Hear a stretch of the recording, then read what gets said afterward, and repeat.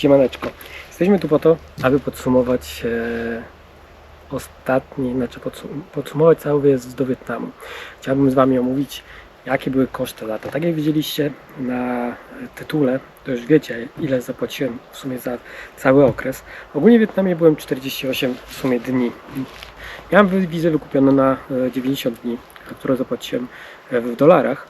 W sumie tam wyszło chyba około 110 zł, zaraz dokładnie Wam powiem, bo mam sobie zapisane to wszystko. Tak.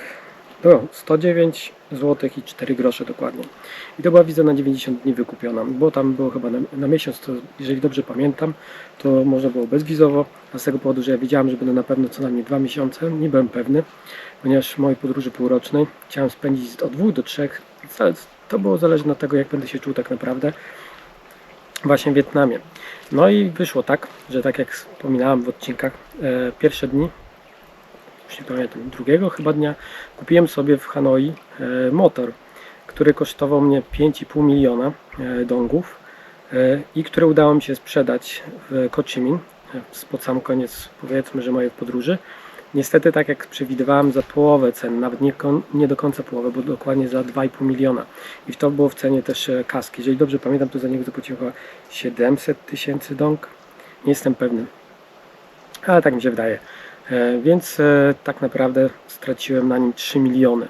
A 3 miliony dongów to jest akurat w dniu dzisiejszym, powiedzmy, jak sprawdzałem sobie, ile to kosztuje, to jest 474 zł. Więc to nie ma takiej tragedii, tak? Tyle kosztował mnie motor. Plus dodatkowo w całej podróży przez te 48 dni teraz zrobiłem sobie kalkulację taką, podział na jedzenie, na noclegi, na motor. Na motor to mam podziały właśnie na ile wydałem na tankowanie, ile wydałem na mechaników, bo trochę tego było, właśnie cena na motor. Plus dodatkowo właśnie to było, tak jak wspominałem, to wyjściówki wszystkie, jakieś bilety typu, że przejazd od do i to były też bilety właśnie między innymi na motor, bo w jednym miejscu akurat jechałem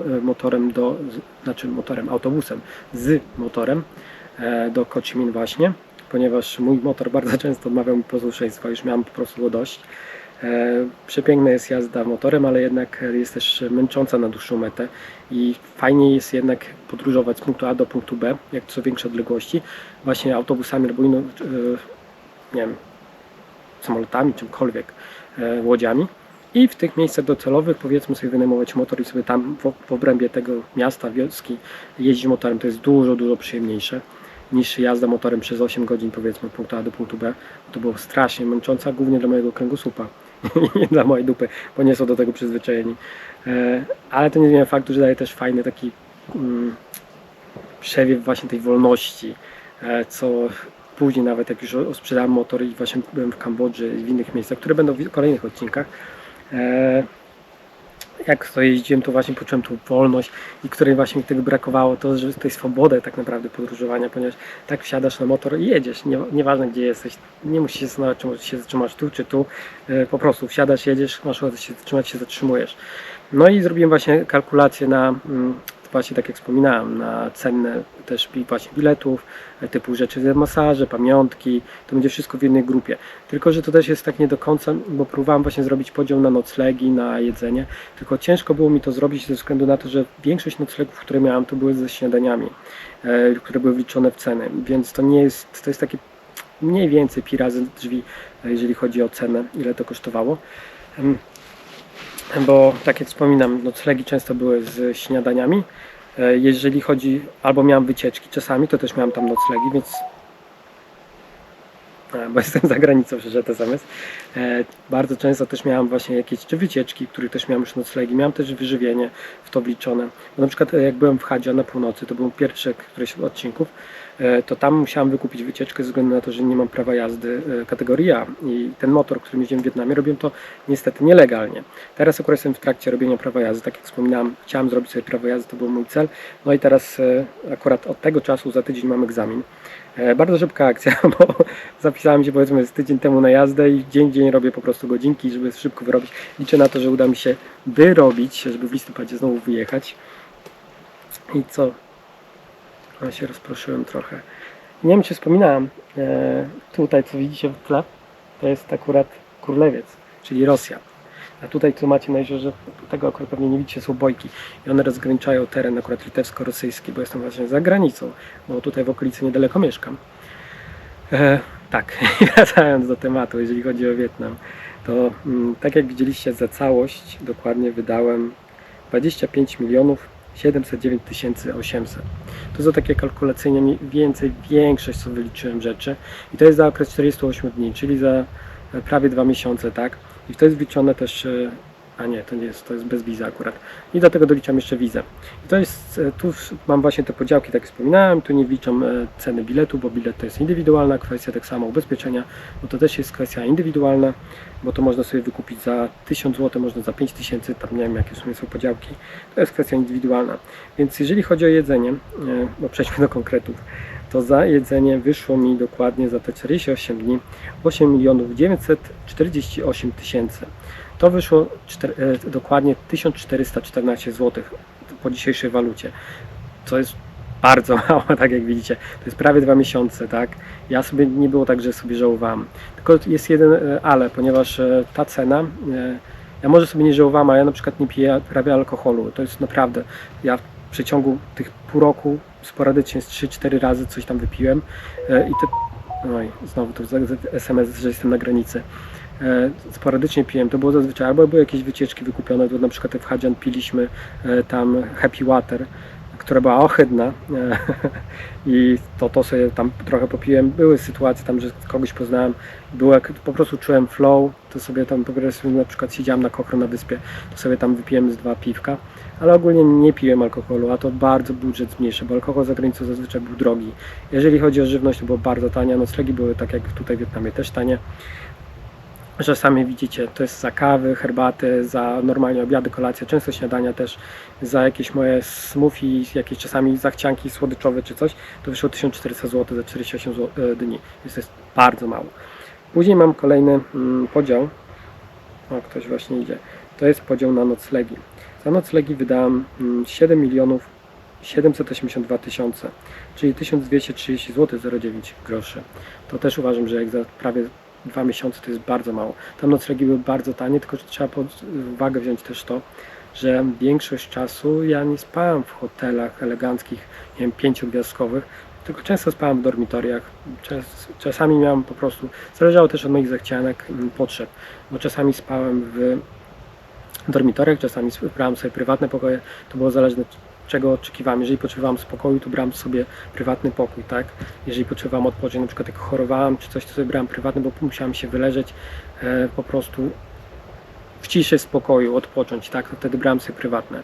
Tym bardziej to kosztowało zazwyczaj pokoje prywatne z 40 zł, 50 zł, a dormitoria, to zależy i to też zazwyczaj właśnie były ze śniadaniami. Natomiast dormitoria były w cenie, czasami nawet zdarzyło mi się 12 zł ze śniadaniem znaleźć, były nawet i takie ceny, więc naprawdę było bardzo tanio, tak jak widzicie. Później kolejny podział to właśnie jest na ten nieszczęsny motor.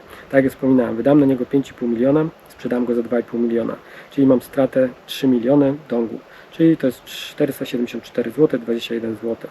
Więc to patrząc z perspektywy komunikacji to nie jest dużo, bo jeżeli chodzi o autobusy, przyjazd z punktu A do punktu B, to wychodziło dla mnie pewnie podobnie, może i taniej mi wyszło jak miałem motor. Więcej też dzięki temu zobaczyłem, mogłem sobie pozwolić na więcej swobody i zobaczyć więcej takich nietuzinkowych miejsc, nieturystycznych, więc to było mega fajne. I w tym właśnie podziale na motor mam m.in. podział na właśnie mechanika.